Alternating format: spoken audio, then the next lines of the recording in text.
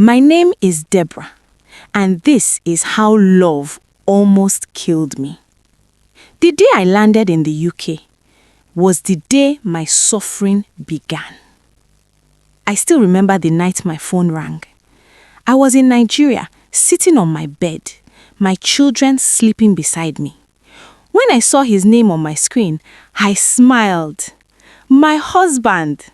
I picked the call immediately. Hello, my husband. He didn't waste time. He said he had started processing my papers, UK, for me and my children. I can't explain the joy I felt that moment. It felt like God had finally answered my prayers. Finally, we would be a family again. But then, his voice changed. He asked me one question. Do you know how much I've spent on you? At first, I didn't understand. I even laughed a little. I said, we are husband and wife. But he cut me off. That was the first time I heard that tone. Cold, sharp, different. Nothing is free, Deborah. My heart dropped. Then he said it clearly. When you come here, you will work. You will pay me back every single dime. I didn't argue. I didn't question him. I just said, okay. Because in my mind, I told myself, he's just stressed. Everything will be fine when I get there. I didn't know. That was the first warning sign I ignored. The day I arrived in the UK, I was so happy. I thought my suffering in Nigeria was over. I thought I was stepping into peace. But the moment I entered that house, I felt it.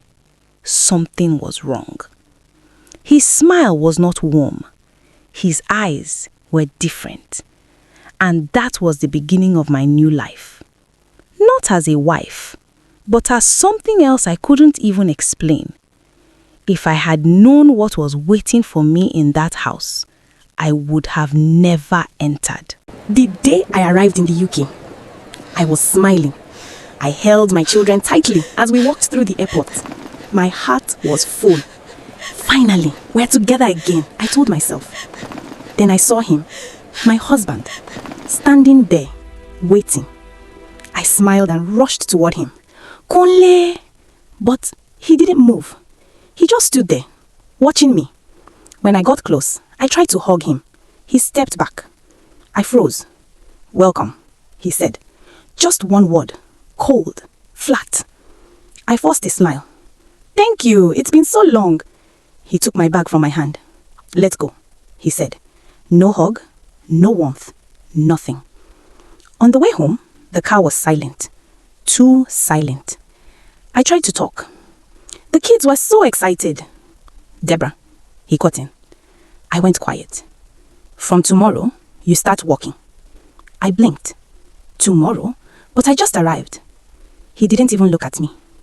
I didn't bring you here to rest. My chest tightened. But at least let me settle. That was when he finally turned and looked at me. Do you want to go back to Nigeria? I'm just saying, I started. He raised his voice. Then do as I say. My children in the back seat went quiet. Too quiet. That night we got to the house. It was beautiful, clean, modern, peaceful. But somehow I didn't feel safe. I walked in slowly, looking around. This place is nice, I said softly. He dropped my bag on the floor. This is not your house, he said. I turned to him. What do you mean? He walked closer, his voice low, dangerous. You are here because of me. My heart started beating faster. You will follow my rules. I nodded slowly. Okay. Then he said something I will never forget. You will not talk to anyone about what happens in this house. I felt a chill run down my spine. Why would I, Deborah? The way he said my name, it wasn't love. It was a warning. That night I couldn't sleep. I kept thinking, this is not the man I married. Around midnight, I heard something, a sound. I got up quietly and walked toward the living room. The light was on. Kule was there, on the phone. I was about to call his name, but something stopped me. His voice, low, serious. I told you she's here now. My heart skipped. She doesn't suspect anything. I froze. Yes, she will start walking immediately. My hand started shaking. Then he said something that made my blood run cold. By the time she realizes what is going on, it will be too late. I covered my mouth. Who was he talking to? What was going on? Suddenly, the floor creaked. He stopped talking. Who's there? He said. My heart was pounding so loud, I thought he could hear it.